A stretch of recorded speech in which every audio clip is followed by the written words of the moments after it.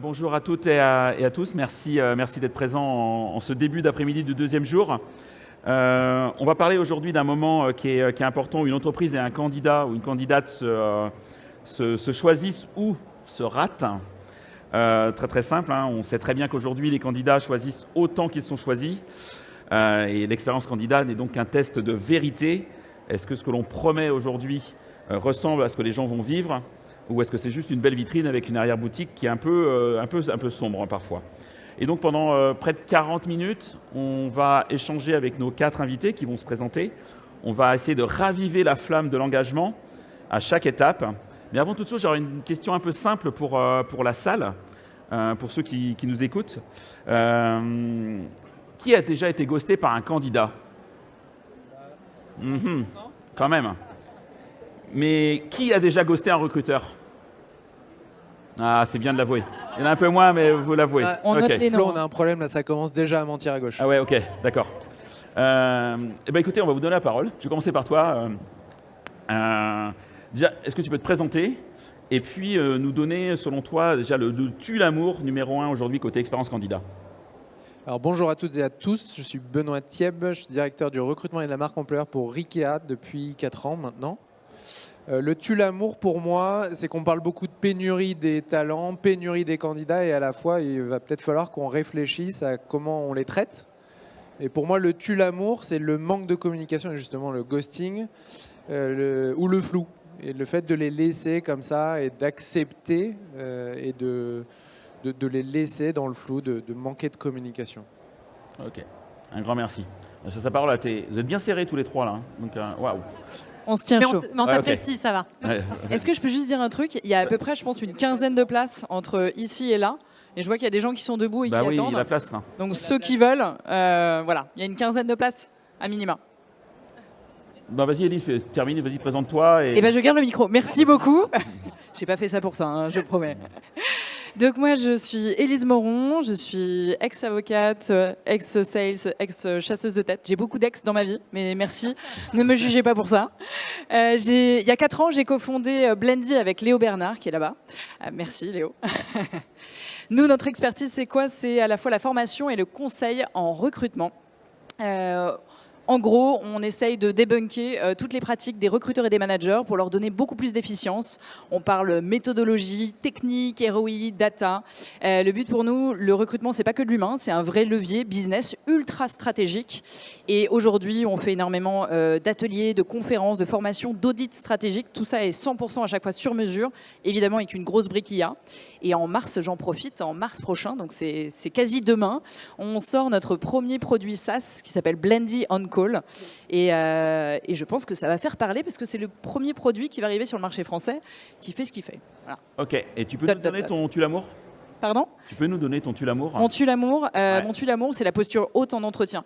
Il y a beaucoup trop, aujourd'hui encore, de recruteurs, mais surtout de managers qui n'ont pas compris que, on n'est plus à une ère où on a le choix du roi. Aujourd'hui, il faut à la fois être dans l'évaluation, mais aussi dans la séduction. Et du coup, essayer d'avoir un rapport assez équilibré entre candidats et managers, et voilà, tout simplement. Ok. Fabien, je te laisse te présenter. Yes. Bonjour à tous, moi c'est Fabien Caldarella. Vous ne pouvez pas vivre en 2026 et ne pas savoir qui je suis, puisque je suis le RH le plus pailleté de LinkedIn. Et vous le voyez, j'ai ramené les paillettes avec moi. Et j'ai la direction du pôle recrutement et marque employeur chez Artemis. Artemis, c'est quoi? C'est une belle société de conseil, ce qu'on appelle plus communément une ESN, entreprise du service numérique. Et on travaille autour de l'écosystème, tout ce qui est l'infra, le système, le réseau, la partie end-user. Vous l'aurez compris, on envoie des consultants en prestations intellectuelles chez l'ensemble de nos clients. Okay. Et mon tue l'amour, moi j'ai un problème avec le mensonge, je crois. Ouais. Tu vois, on en reparlera, mais je pense que le mensonge, ça me crispe. Et quand ça me crispe, je crie. Et quand je crie, je fais des choses pas bien. Okay. Bon, on va éviter que tu cries ce soir, aujourd'hui. Merci. Isabella? Bonjour à tous, je suis Isabella Messina, la DRH adjointe du groupe Caravelle, donc les marques Fram, Promo Vacances, AB Croisière. Et donc voilà, et tu veux savoir mon tue d'amour aussi directement. Je pense que ça rejoint un petit peu aussi ce que tu viens de dire, Fabien, c'est surtout la notion de transparence, mais dans les deux sens, autant au niveau candidat et qu'employeur. Voilà. Ok. Fabien, tu as dit que toi, ton tue l'amour, c'était le mensonge. Je pense qu'il faut arrêter de mentir. Aujourd'hui, même gentiment, même un petit peu, il ne faut pas mentir. Quelle promesse aujourd'hui vous refusez l'un ou l'autre de faire désormais à des candidats? Moi, le gros sujet qu'on a, je suis en ESN, en cabinet de conseil depuis quelques années aujourd'hui, et on observe un décalage qui est assez conséquent entre la promesse vendue et la promesse vécue par le collaborateur. Et c'est vraiment cette promesse de ce que tu dis, tu le fais, ce que tu fais, tu le dis. Ça ne sert à rien de vendre les meilleurs process, les meilleurs retours, les meilleures carrières. Des fois, j'ai envie de te dire, on est capable de vous accompagner que potentiellement 3 ou 5 ans, et c'est OK, puisque vous serez employable pour la prochaine boîte qui vous recrute. Eh ben, je vais dans ton sens. Moi, quand je recrutais, je ne parlais jamais des promesses de la boîte. Sauf si elles avaient été extrêmement travaillées. Ça veut dire quoi? Ça veut dire deux choses.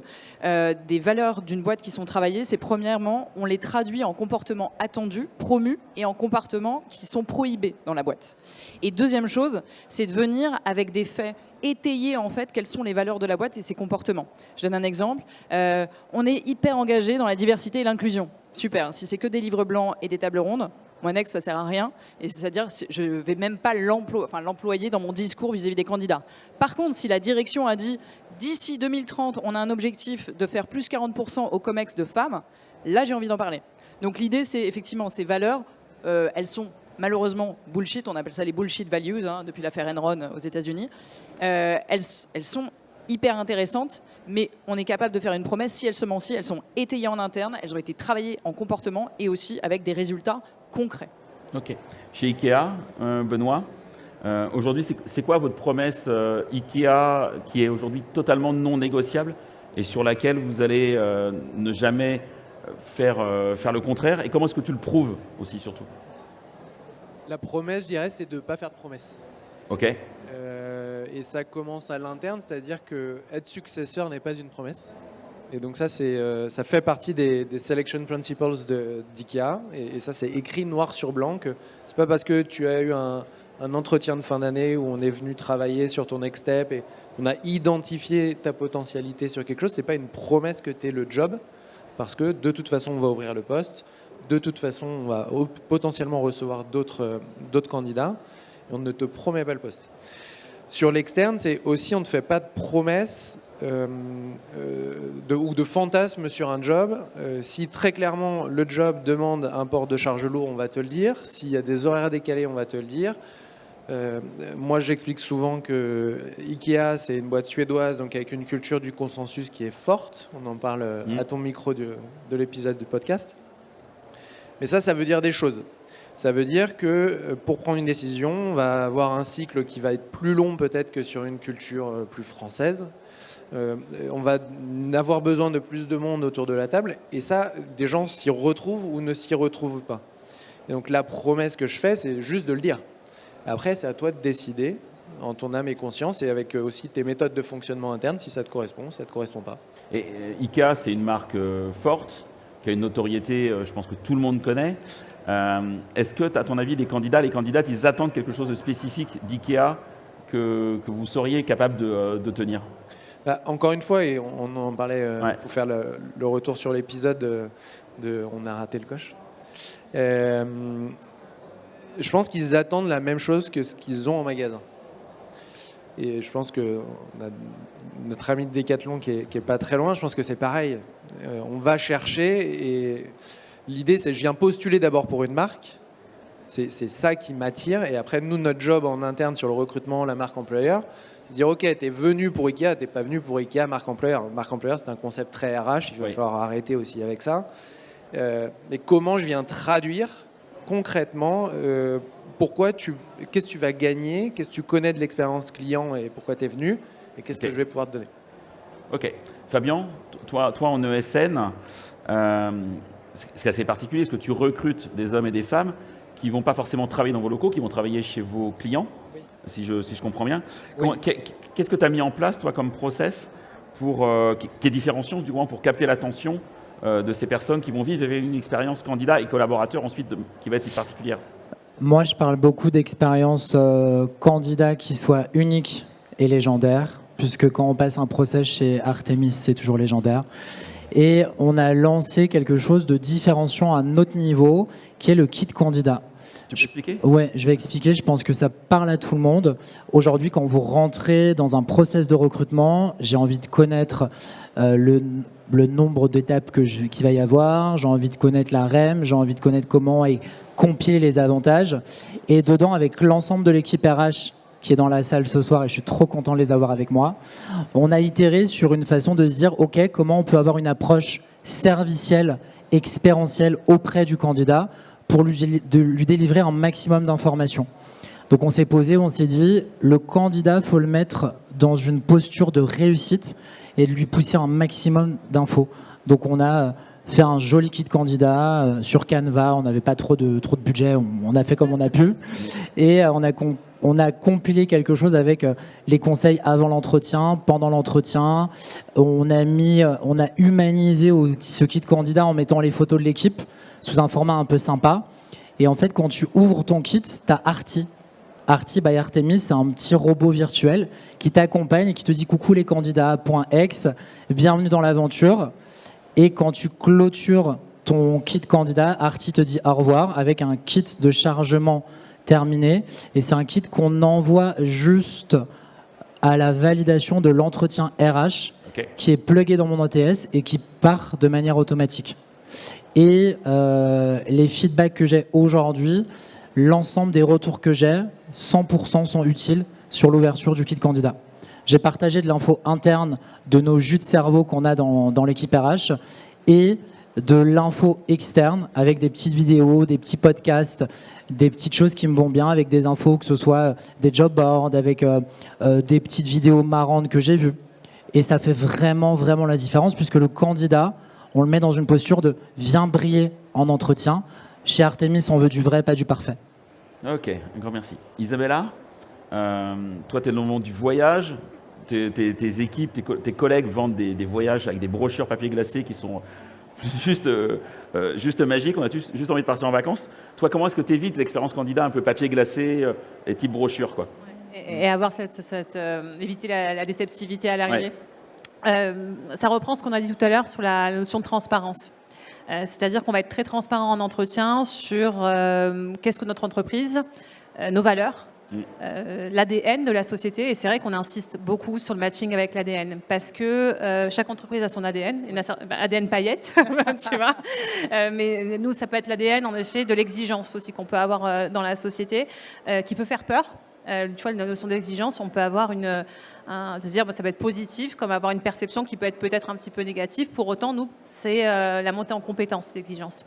Et cette notion de transparence qu'on va avoir avec nos candidats va éviter la déceptivité et surtout augmenter la notion de matching qu'on peut avoir avec notre entreprise. Donc il y a cette transparence sur ce qu'on recherche en termes de profil, quelles sont les possibilités d'évolution aussi qu'on va avoir dans la société. Alors sans vendre du rêve, parce que tout le monde n'a pas forcément les compétences pour. Par contre, on mettra toujours les moyens pour que les personnes puissent évoluer. On y reviendra par la suite sur cette notion de montée en compétences, mais sans vendre du rêve, mais dire voilà, si tu veux y arriver, si tu te donnes les moyens d'eux, on fera en sorte de t'accompagner vers une montée en compétences ou peut-être des postes qui sont à ta portée.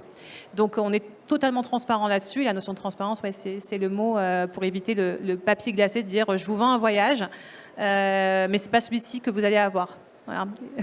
Ok. Pour autant, chez nous, tout ce que vous voyez en voyage, c'est la réalité. Hein. On a un bon contrôle qualité. Donc voilà. Et petit aparté. Tu vois, ta question, elle est portée sur nous en tant qu'employeur, sur la notion de transparence, mais il est important aussi d'attendre aussi des candidats et de leur dire la notion de transparence aussi de leur côté. Voilà, c'est-à-dire, ok, bon, voilà nous ce qu'on attend de vous, mais aussi vous, qu'est-ce que vous attendez et qu'est-ce que vous êtes capable aussi de nous offrir sans pour autant vous survendre. Parce qu'on peut avoir des candidats qui vont se survendre à un poste, ou peut-être n'ont peut-être pas conscience qu'ils n'ont pas les compétences pour. Et il est important qu'il y ait cette notion de réciprocité aussi dans la transparence au moment de l'entretien. Oui, je te rejoins, c'est fondamental. Ouais. Élise, avec ton œil... Excuse-moi de te réveiller, Élise. Merci beaucoup. Avec ton œil experte, on parle de sincérité, on parle de promesse, on parle de vrai. À quel moment du parcours candidat, à quel moment précis du parcours candidat, pour toi, se joue l'engagement du candidat aujourd'hui? J'ai envie de dire, dès le message de confirmation, de bonne réception de votre candidature. C'est-à-dire, là, c'est un champ d'action inexploité pour faire une première impression et une expérience vraiment waouh. Pourquoi? Parce que généralement, qu'est-ce qu'ils ont les candidats? Et puis spoiler, hein, la première impression, c'est pas que côté recruteur, c'est aussi côté candidat. Et généralement, c'est merci, nous accusons bonne réception de votre candidature. Si vous n'avez pas de nouvelles d'ici 3 semaines, considérez que c'est mort. En gros, c'est ça. Clairement, c'est pas hyper engageant. Et surtout, généralement, quand le recruteur il revient, souvent, parfois c'est 6 mois après, et ben le candidat, il a déjà son 3e enfant, un golden retriever, un crédit immobilier sur le dos, c'est mort. Donc non, mais l'idée, c'est de se dire, ce n'est pas parce que c'est un message automatique que cela doit être soporifique.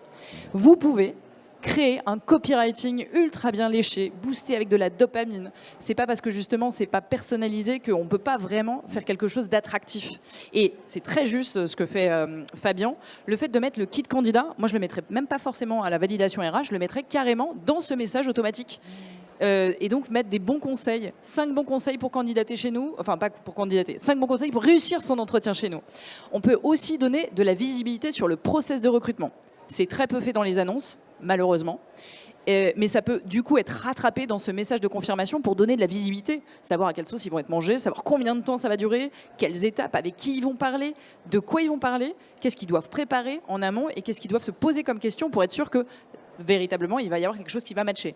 Et c'est aussi le dernier filtre, entre guillemets, parce qu'on ne le rappellera jamais assez, l'annonce c'est fait pour attirer mais aussi repousser. Il ne faut pas avoir peur d'être clivant et dire ce poste est fait pour toi si, ce poste n'est pas fait pour toi si. Ça peut être bien de le rappeler là-dedans aussi. Et on peut carrément aussi pimper le message en mettant aussi une petite vidéo du futur manager pour dire merci d'avoir candidaté, je suis hyper content. On va regarder ça avec attention avec l'équipe. Tout de suite, ça donne un côté plus humain aussi. Et c'est vraiment là où on peut carrément se démarquer par rapport à la concurrence. Donc c'est vraiment un champ d'action inexploité. Et souvent, c'est rigolo en formation, parfois il y a des recruteurs qui disent mais attends, c'est quoi le message automatique envoyé au candidat? Je ne sais même pas. Donc on va regarder aux confins de l'ATS qu'est-ce qui était plugué. Et généralement, c'est un truc par défaut qui n'est pas hyper engageant. Voilà. Ok, merci Élise pour tes tips qui sont juste top. Tu parles d'automatique, j'ai envie de parler d'automatisation, j'ai envie de parler d'IA, du coup en transition. Une question un peu flash pour qui veut. Bah ouais, mais c'est pas grave. Une tâche que vous automatiseriez sans regret et une tâche que vous considérez qu'il ne faut jamais automatiser. Je peux prendre la parole ou pas? Bien sûr. Une tâche que je n'automatiserai jamais, c'est la phase de préqualification téléphonique. C'est no-go. En fait, pour moi, c'est important qu'on puisse, dans la première phase d'approche avec ton candidat au téléphone, de créer du lien directement et de... toi, tu es contre, je sais que tu es contre, c'est ça? Tu es contre. Ton non-verbal en dit beaucoup. Donc, non à la phase de préqualification téléphonique par un robot, oui pour l'humain. Exactement. Voilà. Et juste, je veux dire un truc. C'est sorti hier. Il y a le baromètre de l'IFOP qui est sorti. Yago l'a retranscrit. Aujourd'hui, c'est hallucinant de voir qu'il y a un décalage sur l'IA entre l'usage de ce qu'on veut, nous, en tant que recruteurs, managers, etc., et ce que veulent les candidats. Les recruteurs se disent ouais, on va à fond sur l'IA. Quand on interroge les candidats, donc j'ai regardé, j'ai pas appris par cœur toute la data, mais c'est super intéressant à le regarder. Et il y a quand même un chiffre que j'ai retenu qui est assez dingue. 73% des candidats interrogés disent qu'ils refuseraient un entretien de préqualification ou un entretien classique avec une IA. Ils ne veulent pas ça. Et en fait, on se rend compte qu'on est à fond en train d'automatiser plein de choses, mais ce serait pas mal de se mettre aussi dans les basket des candidats et se dire qu'en fait l'IA c'est pour les tâches qui sont invisibles aux yeux des candidats. C'est pour vous les recruteurs, c'est pas pour les candidats. Parce que sinon ça crée des risques réputationnels énormes, des risques de closing et des risques sur la marque employeur. Ok. Après je pense qu'il faut déjà s'accorder sur qu'est-ce qu'on met derrière l'IA, est-ce que c'est de l'IA ou de l'automatisation, qu'est-ce qu'on met derrière préqualification ou pas. Ouais, c'est pas la même chose. Moi, si je pense à mon candidat, je me dis qu'il a eu sa journée de boulot, qu'il est peut-être très très content de pouvoir répondre à des questions qui sont noires, blancs. Oui, j'ai envie de travailler le dimanche. Non, j'ai pas envie de travailler le dimanche. Qui peuvent être automatisées, que je peux répondre dans le métro ou que je peux répondre à une heure où l'équipe de recrutement n'est pas disponible parce que mes recruteurs, désolé, ils ont aussi des horaires de travail. Donc, Je me dis qu'on peut peut-être aller là-dedans. Par contre, sur tout ce qui est screening CV, etc., bien entendu, on n'y va pas. Je suis pas d'accord. Voilà. Oh, Fight. mais si t'es pas d'accord avec moi, je suis pas d'accord avec eux, t'es d'accord avec qui? Débat. Non, mais. Vas-y, dis-nous. Non, mais c'est pas. J'essaie de mesurer mes. Non, mais sinon, ce dont tu parles, c'est quand même des questions de préqualification. Oui, mais en Donc, c'est fait. pas de l'automatisation. Donc c'est pas de l'IA en c'est pas de fait. l'IA. Là, t'es sur. Oui, là, mais c'est là, pour ça que je voilà. commençais par dire qu'il faut d'abord s'accorder si Sur on qu'est-ce que parle l'IA et d'IA, qu'est-ce que l'automatisation. Ok, qu'est-ce que le problématique, c'est si tu poses trop de questions aussi qui sont un petit peu trop précises, tu vas dire, bon, ok, la personne, elle est complètement fermée là-dessus parce que c'est soit blanc, comme tu l'as dit, soit noir. Donc, en fait, tu donnes pas la possibilité à la personne d'apporter ses arguments.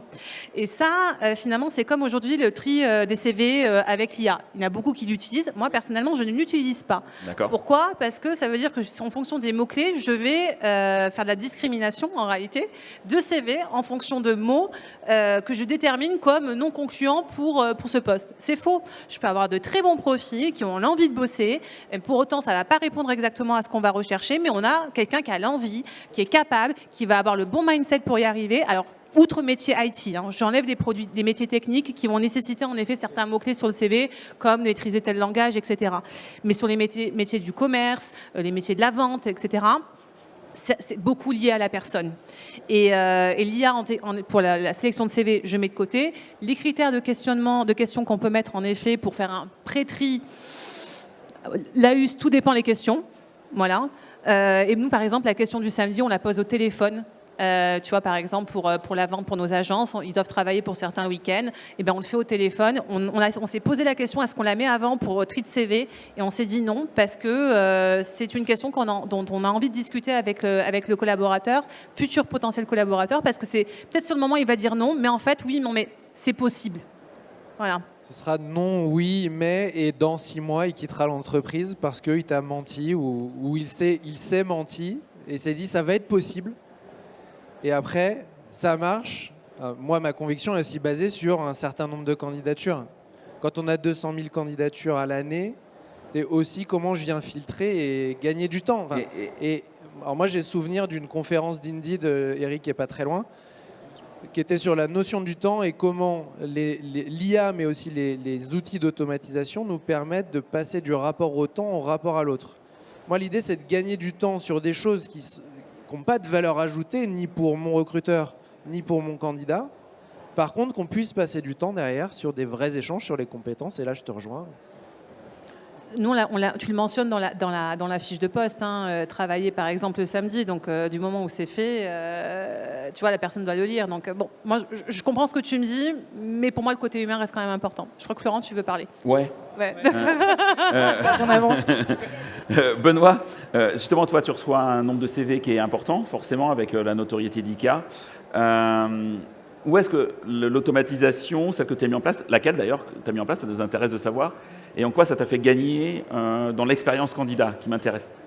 En fait, le risque à grande échelle, c'est qu'on soit un peu perdu et qu'on se mette trop vite dans de l'automatisation ou dans de l'IA sur des tâches qui n'ont pas besoin, ou en tout cas qui ne viennent pas rapporter beaucoup d'impact. Et j'aurais presque envie de parler d'autres choses qui sont des prérequis. Que l'ATS il soit hyper clean, qu'on ait des engagements, un service level agreement de l'équipe les réponses, on veut qu'elles soient faites dans les 48 heures. Et ça, pour moi, c'est des prérequis qui viennent donner une vision claire et un cap clair de où est-ce que je veux mettre de l'automatisation et de l'IA, ou les deux, ou des outils. Nous, on va aller sur l'utilisation de templates standardisés, et effectivement, je pense qu'il y a des choses qui peuvent être possibles et où est-ce qu'on met le curseur entre quelque chose qui est automatisé, standardisé, mais où on peut malgré tout personnaliser quelque chose.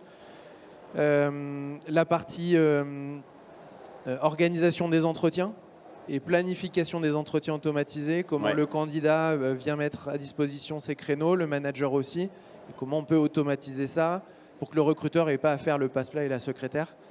Et après, tout ce qui est lié aux outils de scorecard, etc., où là, on peut aussi automatiser certaines choses via l'IA, via l'étude des fiches de poste, pour venir cranter un petit peu le recruteur. Ouais, on va revenir sur scorecard avec Élise tout à l'heure. J'ai une question, mais avant, Fabien, Toi, au sein Chez Artemis. d'Artemis, Oui. quand on avait préparé, tu m'as parlé effectivement d'outils qui t'aident aussi à synthétiser tes entretiens, etc. Tu peux nous en expliquer? Très rapidement, puisque le meilleur outil qu'on a mis en place côté recrutement, côté entretien annuel, côté suivi de PE, c'est un assistant virtuel. Donc l'assistant virtuel, je pense qu'il a fait gagner un temps fou à l'ensemble des équipes. Donc ton petit assistant se lance de manière automatique sur une réunion Teams. Quand tu es en réunion, tu es 10, tu es 20, tu lances ton assistant virtuel sur ton PC ou sur ton téléphone aussi comme un dictaphone. Et derrière, tu peux mettre en place des templates automatiques de compte rendu d'entretien, de ce que tu veux. Et ça vient te faire un résumé automatique de ta réunion, de ton entretien candidat. Tu es focus sur ton candidat, tu es focus sur le sujet de ta réunion. Et en fait, tu n'as plus à te soucier de « Putain, le candidat, il m'a parlé d'une techno, j'ai oublié ce que c'était. » Parce que on est dans la tech. Il m'a parlé de Palo IT, il m'a parlé de machin. Et en fait, l'outil vient vraiment écrire ce que tu lui dis. Donc non, on l'utilise côté recrutement, côté RH, elle l'utilise aussi. C'est un gain de temps exceptionnel. Demain, tu me dis je fais 100, je fais pas 100. C'est impossible. Et les candidats, ils acceptent parce que tu vois, Oui. ils viennent nous dire que Ouais. l'enquête Iago montrait que c'était moyen. Alors, sur la prise de notes, quand tu arrives sur l'entretien, est-ce que vous êtes OK avec, il s'appelle l'assistant virtuel de Fab, soit ici, comme ça, on est vraiment focus ensemble. On a des scorecards en place, donc tu vas vraiment questionner sur ton entretien star, tu vas chercher ta compétence transposable, ton comportement observé. Et moi, j'ai 0 candidat qui m'ont dit non à l'utilisation de l'outil. J'ai plus quelques réfractaires côté sales que côté candidat. Tu vois? Ok, très clair. Je fais juste une précision. Ce que je disais, dans le baromètre de l'IFOP, c'est qu'ils disent que 73% des candidats ne veulent pas faire un entretien mené par une IA. Ok. C'est différent de là, une prise de notes via l'IA. Mené par un On est humain. vraiment sur etc. un truc différent. Ok. Pendant que tu as le micro, on a parlé 2-3 fois scorecard. Ouais. Toi, ton avis là-dessus, comment on peut automatiser les choses? Est-ce qu'on doit automatiser les choses aussi sur ces sujets? Il y a plein de choses qu'on peut automatiser. Encore une fois, il faut identifier en fait, c'est pour ça que nous on fait des audits stratégiques, c'est identifier tout le process et regarder où sont les goulots d'étranglement. Où est-ce que vous perdez potentiellement du temps? Où est-ce qu'il y a des tâches qui sont malheureusement à faible valeur ajoutée et très chronophages? C'est tout. Et à partir de là, se dire effectivement comment je peux automatiser les choses. Maintenant, il faut faire effectivement la distinction entre une automatisation et une IA. L'IA, on peut l'utiliser de plein de manières différentes. Moi, j'aime pas trop la prendre comme une créatrice ex nihilo, parce qu'elle m'apporte pas grand-chose. Par contre, la prendre comme une coach qui vient me challenger sur des sujets. Par contre, la prendre comme justement une sorte de partenaire intellectuel qui me fait du ping-pong sur du brainstorming ou des choses comme ça. Et par exemple, faire des petites choses toutes simples. Par exemple, Léo qui est debout. Merci Léo. Il était chez MC2I il y a pas très très longtemps, qui est une ESN. Le sujet qu'ils avaient, c'est un truc tout bête, mais ils perdaient quasiment entre 1 heure et 1 heure et demie après chaque entretien, c'est-à-dire entre le moment où ils prennent les notes pendant l'entretien. En plus, quand on prend des notes, je suis désolée, mais on casse le lien, le regard même avec le candidat. 2, il fallait mettre tout ça en œuvre et puis ensuite en place, en format, et ensuite le mettre au format dédié MC2I pour le donner, faire un compte rendu au manager. Ils perdaient entre 1 heure et 1 heure 30 chaque recruteur sur chaque entretien. Imaginez fois par semaine, par mois, l'économie elle est d'ordre de 50 000 euros. Juste pour créer une automatisation qui est boostée à l'IA pour dire on récupère Nuta. Nuta, c'est gratuit, c'est de la pub gratuite, mais Nuta, c'est un super outil qui vient justement faire de la prise de notes automatique. Et vous dites à Gemini, à Claude, à whatever, vous prenez effectivement le truc de Nuta. Ensuite, c'est injecté dans Gemini avec un prompt aux petits oignons qui ensuite va faire un format. C'est-à-dire qu'on passe de 1 heure et demie à 1 minute de relecture et de validation et un one-click qui s'est envoyé directement au manager. C'est un truc tout bête, mais en 2 heures de temps, on peut faire des choses comme ça. Et on gagne du temps, on gagne de l'argent. C'est aussi simple que ça. Oui, à l'heure où la souveraineté est un débat, en plus Nuta, c'est un outil français. Exactement. Voilà. Ouais. Isabella, vas-y. Ouais, juste pour rebondir en effet entre l'automatisme. Fonctionne mieux. Pour rebondir sur l'automatisme et l'IA, oui. Ça fait penser un petit peu, tu sais, à un moment donné, il y avait la mode du recrutement où tu devais te filmer. Pour faire les entretiens. Vous avez connu ça pour certains, ouais. Bon, je pense que ça a été un flop. Hein. Je ne sais pas qui l'utilise encore aujourd'hui, mais en tout cas, c'est... Donc voilà, bon, ça va, j'ai eu un petit peu peur que Ikea l'utilise, donc excuse-moi, je t'ai regardé, je dis attends, c'est bon ou pas. Donc ouais, non, ça a été un flop dans beaucoup d'entreprises parce que justement, il n'y avait pas la personnalisation de l'entretien, tu vois. Donc si maintenant tu remplaces par de l'IA, juste la caméra, le fait que je le fasse seul, ça va rien résoudre. Donc sur cette partie-là, il faut quand même rester sur la partie humaine. C'était ma petite aparté. Et en effet, je rebondis sur l'IA. Nous aussi, côté recrutement, on va l'utiliser pour la partie compte-rendu d'entretien. Alors, on n'a pas Nuta pour la prise de notes. Par contre, ce que j'ai demandé aux équipes, c'est de dire, bon, écoute, tu passes trop de temps à chaque fois à faire tes comptes-rendus pour les managers, etc. Et ils vont faire leur prompt aujourd'hui qui est prêt. Ils vont mettre directement leurs notes. Le mail est parfait après dans les retours. C'est beaucoup plus clair pour tout le monde et on a un vrai gain de temps. OK. Il nous reste peu de temps. J'aimerais laisser la parole aux questions de la salle. Juste avant de laisser la parole aux questions de la salle, une petite question à chacun, à chacune. Une pratique aujourd'hui que vous assumez avec les candidats et pour laquelle vous considérez que ça a vraiment changé. Une pratique que vous assumez aujourd'hui dans l'expérience candidat et qui a été game changer pour vous en fait. Pour le coup, nous, ce qu'on assume, je ne sais pas si c'est réellement de l'expérience candidat, mais moi, je le vois comme ça, c'est on recrute d'abord sur les valeurs et après sur les compétences. Notre premier filtre, c'est l'adéquation des valeurs du candidat aux valeurs de l'entreprise. Ce n'est pas un jugement des valeurs du candidat. Ouais. Et ça, on le fait à la fois pour sécuriser l'entreprise et que les gens qui s'inscrivent dans la durée, mais aussi pour le candidat, pour être sûr que la boîte, ce soit une entreprise dans laquelle il va s'épanouir. Et ça, c'est quelque chose qu'on fait dans les entretiens avec les recruteurs aujourd'hui. Et on est pays pilote sur Ikea Global. Et on va déployer là en avril un outil qui va nous permettre de fitter, de mapper le fit avec. OK. Fabien ? Moi, je te garde mon kit candidat. Ton kit candidat. Ah ouais, mon kit candidat. Artie, mon petit Artie, notre petit robot, il est trop mignon. Et tout le monde l'adore, vraiment. Et le game changer, c'est aussi le NPS. On vient évaluer le process de recrutement. OK. Tu Ouais. peux en parler ? Le NPS, je ne sais pas si vous l'évaluez dans vos KPI, le NPS, le taux de satisfaction de ton candidat vient noter ton process de recrutement. Et on infuse tellement bien le fait de parler d'expérience unique et légendaire que des fois, j'ai des retours de NPS dans mon score qui est 10 sur 10 avec expérience unique et légendaire. Merci beaucoup. Et je trouve que c'est trop canon. Et aujourd'hui, chez Artemis, on a un résultat qui est de 75 sur 100. Parce qu'en fait, tu as les 9 et les 10 et les sponsors. À partir du 8, tu es neutre. En dessous, tu es un peu détraqueur, je crois. Et je pense qu'on peut que s'améliorer. Donc, c'est un des éléments qu'on aura et qu'on va mesurer, nous, cette année aussi. C'est le NPS sur le process sur un collaborateur recruté et le NPS sur un collaborateur non recruté. OK. Et toi, Isabella ? Ce qui a été game changer. Ouais, quelque chose que tu as mis en place et que tu ne changerais pas aujourd'hui. Il est vraiment trop bien. Là, en termes d'outils, on n'a pas vraiment mis de choses en place cette année. Pour le coup, ça ne faisait pas partie des prios. En 2027, par contre, oui. Je dirais notre engagement dans la rapidité de traitement des candidatures jusqu'à signature. C'est-à-dire qu'on est sur des process assez courts par rapport à ce que j'ai pu avoir avant. Sur les profils non cadres, on va être sur 2 semaines, tu vois. Et sur les profils cadres, on essaie de maintenir maximum entre 3 semaines et 1 mois. Là où dans notre entreprise, ça peut être beaucoup plus long. Donc, et là, ouais, on a un vrai engagement au niveau des équipes pour que l'expérience candidat elle soit la plus rapide possible et qu'on fasse des retours aux candidats là-dessus. Ouais. OK.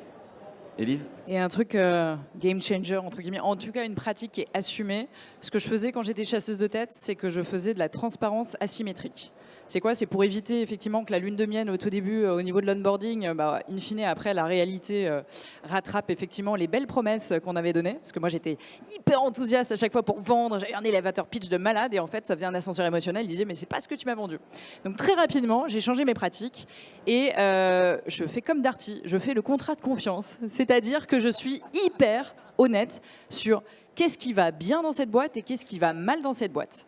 Pour faire en sorte qu'il y ait un contrat psychologique ultra solide avec le candidat, qui, une fois qu'il vient, il ne pourra jamais dire « on m'a menti », il pourra dire « je savais que c'était dur, mais j'ai dit oui, parce que, et malgré tout, je savais tout ça. J'ai dit oui quand même, donc je ne peux pas venir me plaindre ». Et ça, c'est tout bête, mais assumer aussi nos imperfections, Mine de rien, le monde parfait n'existe pas, les bisounours, ça n'existe pas. On veut effectivement de l'authenticité, on veut pas des choses qui sont parfaites, donc faut pas hésiter. La Saint-Valentin arrive bientôt. On est dans la séduction des C'est candidats. mon anniversaire aussi. Faut être dans la séduction des candidats. Faut leur envoyer des roses, mais il faut aussi dire qu'il y a des épines dedans et que c'est OK. C'est la notion de transparence dont on parlait au début, tu vois. On est d'accord. C'est de se dire que moi, j'ai des candidats qui m'ont déjà appelé pour me demander derrière les entretiens, non mais comment c'est l'ambiance? Vraiment, comment ça se passe? Et j'ai été totalement transparente, dire voilà ce qu'il y a de bien aujourd'hui, voilà là où il y a des problématiques, et si tu le fais pas, de toute façon la personne ne va pas rester longtemps, tu vois. Donc c'est important d'avoir cette relation de confiance dès le début, mais aussi de responsabilité partagée. Parce que ça peut pas, la responsabilité, elle n'est pas que côté employeur, elle est aussi côté salarié, donc collaborateur, candidat puis collaborateur, et de se dire qu'à un moment donné, on s'engage dans quelque chose, c'est un peu comme un mariage entre guillemets, voilà, de se dire on s'engage tous les deux sur une période plus ou moins longue, et quelle est notre responsabilité à tous les deux pour que ça fonctionne. Donc voilà, la notion de confiance et de transparence dès le début. Tu voulais rajouter quelque chose, Fabien? Amen. Merci. Pour Est-ce ces que bonnes vous avez paroles. des questions dans la salle? N'hésitez pas. Et je fais un side note, on peut gagner des livres. Oui, il y a des livres à gagner pour les questions. Et n'hésitez pas à candidater sur Undercover. On fait les placements de produits. Juste pour dire quel livre il y a à gagner, il y a un livre qu'on a coécrit avec mon associé Léo Bernard, qui s'appelle Permis de recruter, qui a été édité aux éditions Erol l'année dernière. Il y a une extension qui est arrivée cette année. Et il y a 10 à 15 livres qui sont gracieusement offerts par Parlons RH, Oui. et qui seront au stand P83 où je fais des dédicaces avec Léo. Donc ceux qui posent des questions peuvent avoir en premier les livres gratuits. Voilà. Elle fait bien la promo en plus. Hein. On vous a dit qu'on était passé d'un mode de sélection à un mode de séduction. Hein, donc Ouais. c'est vraiment ça. Stand P83 là-bas du côté de la librairie. Vous avez le micro. Oui, Dites-nous ça y qui est. vous êtes et on vous écoute. Ok, je m'appelle Nisso. Bon, je viens pour une formation e-learning, bien sûr qu'on propose, mais c'est pas ça. La vraie question, moi je trouve qu'il y a un décalage entre le terrain, ce qui se passe, l'ambiance et tout, et pendant le recrutement. C'est pas qu'en fait on ne veut pas, enfin on veut pas leur dire la vérité, mais c'est qu'on ne sait pas forcément ce qui se passe. Comment on fait en fait? On veut être transparent, on veut être honnête, sincère, mais il y a des fois on ne sait pas tout. Surtout quand on est des grandes maisons, ça ne se passe pas forcément pareil partout.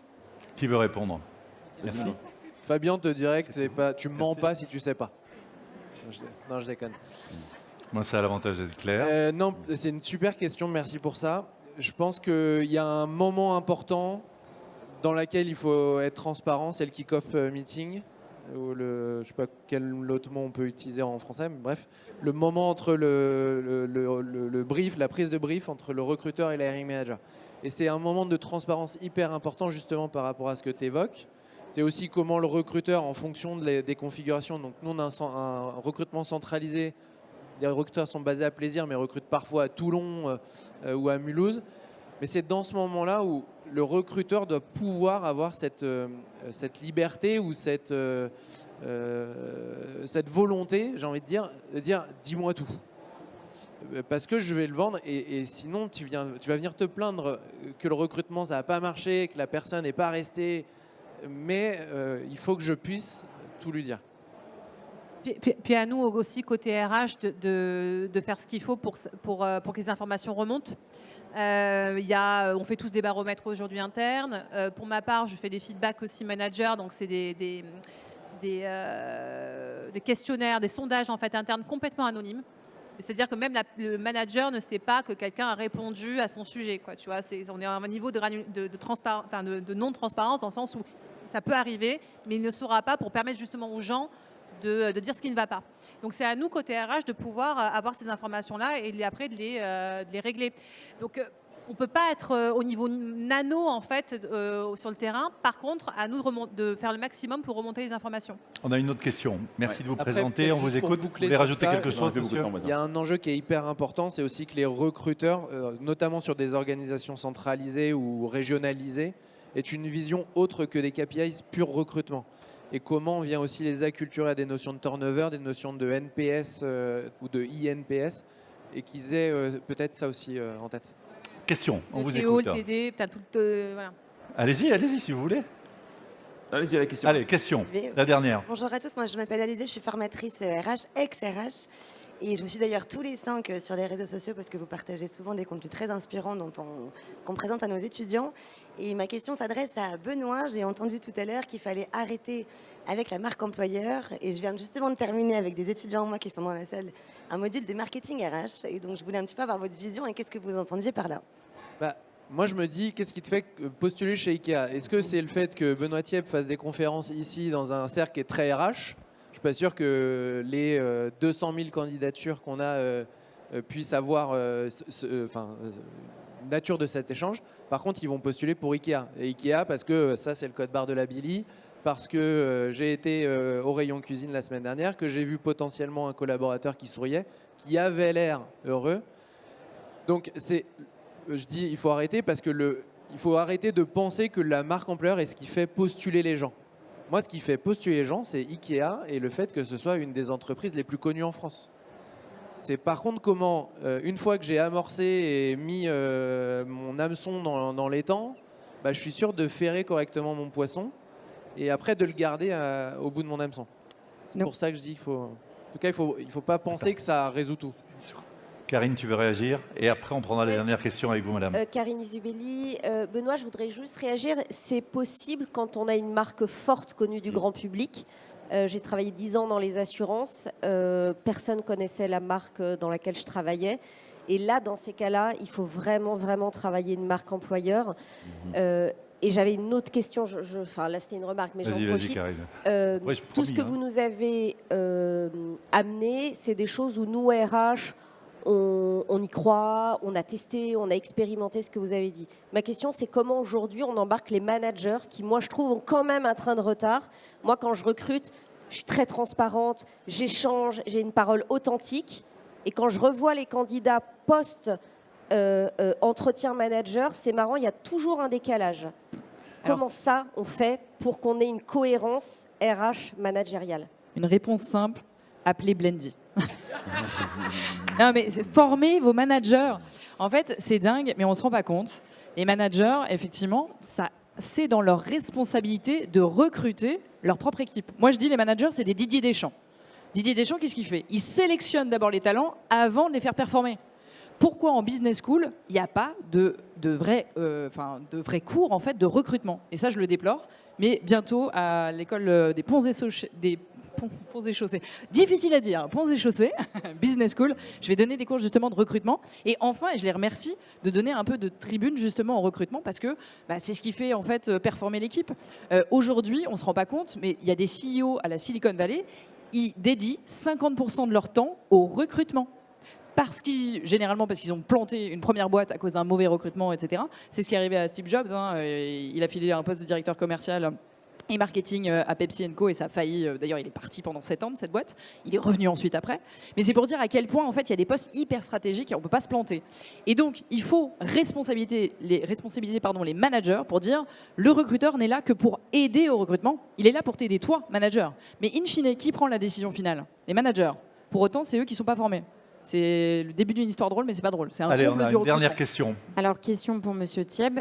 Par rapport à la définition de vos scorecards, comment vous arrivez à les définir de la façon la plus pertinente qui vous permette de recruter sur la priorisation des valeurs, notamment? Alors, le filtre des valeurs arrive vraiment presque avant la scorecard.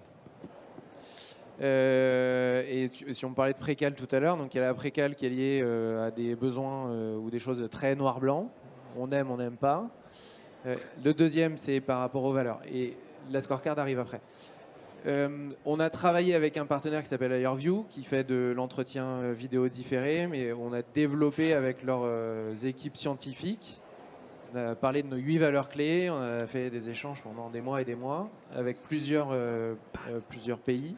Et on a trouvé un système de test un peu comme ce qui peut être fait par Assess First, des choses comme ça. Mais là, on est vraiment ciblé sur les valeurs. Et on a à la fin un papier, un A4 qui nous donne l'adéquation, le taux de fit de 0 à 5 sur chaque valeur clé pour qu'après, on ait un ranking et que le recruteur puisse reprendre après la discussion avec le candidat. On va terminer avec ça. On va les applaudir tous. Merci beaucoup.